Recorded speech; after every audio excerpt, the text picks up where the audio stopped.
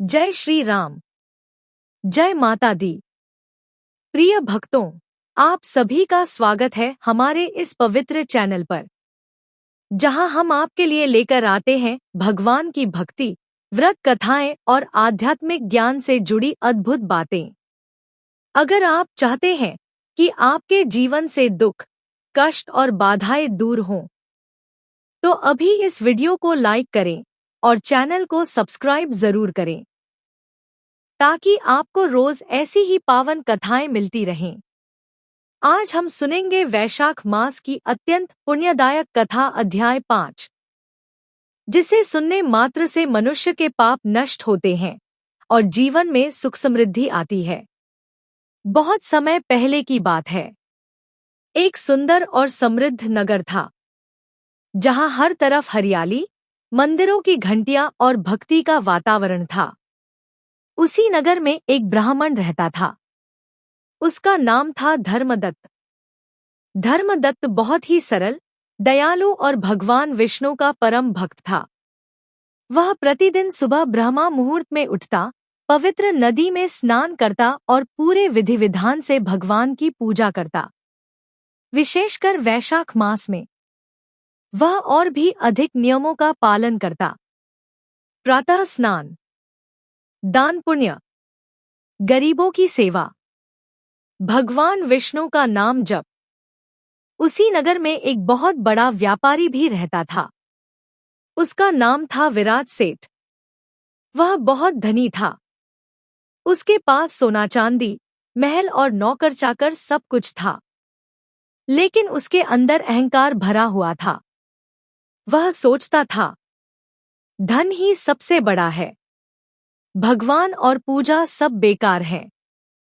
एक दिन ब्राह्मण धर्मदत्त सेठ के घर गया और बोला, हे सेठ जी, वैशाख मास चल रहा है। इस समय किया गया स्नान और दान जीवन को सफल बना देता है।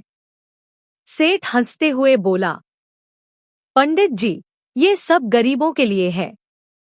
मेरे पास इतना धन है कि मुझे किसी भगवान की जरूरत नहीं। ब्राह्मण ने शांत स्वर में कहा, धन कभी भी साथ नहीं जाता, सिर्फ कर्म और भक्ति ही मनुष्य के साथ जाते हैं।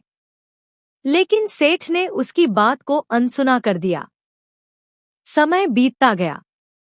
एक दिन अचानक सेठ विराज को एक भयंकर बीमारी ने घेर लिया। वह बिस्तर से उठ भी नहीं पा रहा था। देश विदेश के वैद्य बुलाए गए। बहुत धन खर्च हुआ, लेकिन कोई भी उसे ठीक नहीं कर पाया। धीरे धीरे उसकी हालत और बिगड़ने लगी। अब उसके मन में डर बैठ गया। रात के समय जब सब सो गए थे, वह अकेला अपने बिस्तर पर पड़ा था। उसे अपनी जिंदगी की सारी गलतियां याद आने लगी।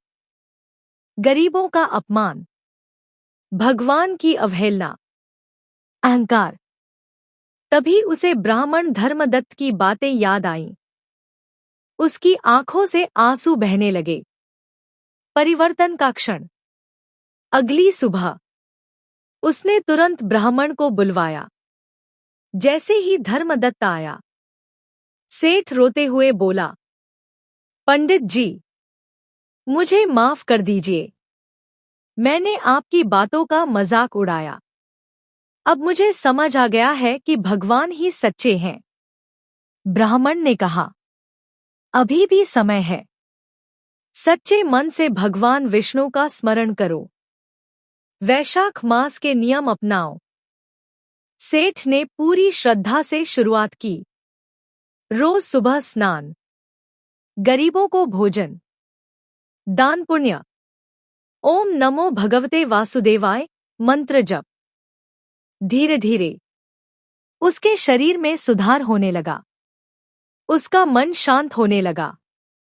कुछ ही दिनों में वह पूरी तरह स्वस्थ हो गया। अब वह पहले जैसा अहंकारी नहीं रहा। वह ब्राह्मण के पास गया और बोला, आज से मेरा जीवन भगवान को समर्पित है। उसने अपना धन गरीबों की सेवा में लगाना शुरू किया। इस कथा से हमें यह सीख मिलती है अहंकार सबसे बड़ा शत्रु है। धन नहीं, धर्म ही सच्चा सहारा है। वैशाख मास में किया गया पुण्य कई गुना फल देता है। भगवान को सच्चे मन से याद करने पर जीवन बदल जाता है। अगर आप चाहते हैं कि भगवान विष्णु की कृपा हमेशा आप पर बनी रहे, तो अभी कमेंट में लिखिए ओम नमो भगवते वासुदेवाय।